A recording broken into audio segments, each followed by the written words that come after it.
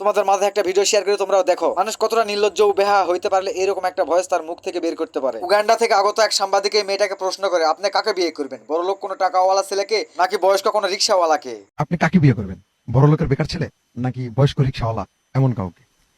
বড় লোকের বেকার ছেলেকেও বিয়ে করবো না, রিক্সাওয়ালাকেও বিয়ে করবো না।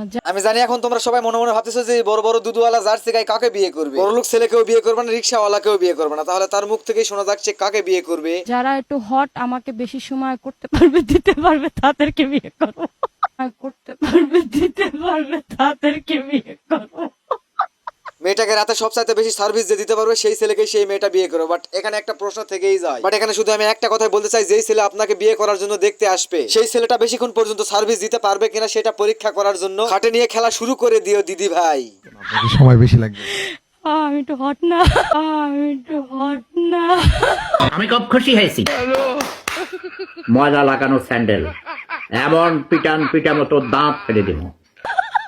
নিজের ডোল নিজেই পিঠান। গাইস এখন কথা ওইটা না, কতটা নিকৃষ্ট লেভেলের জাউরা মাইয়া হলে এরকম একটা কথা বলতে পারে আর এভাবে দাঁত কেলিয়ে হাসতে পারে, সেটাই তোমরা কমেন্ট বক্সে লিখে যাবে। আজকের মতো এখানেই ভাই, আবার দেখা হবে তোমাদের সাথে নতুন কোনো একটা ভিডিওতে ভাই। আর আমার কথাগুলো যদি তোমাদের ভালো লাগে তাহলে তোমাদের কাছে রিকোয়েস্ট একটাই, এই ভিডিওতে একটা লাইক করে দিও ভাই।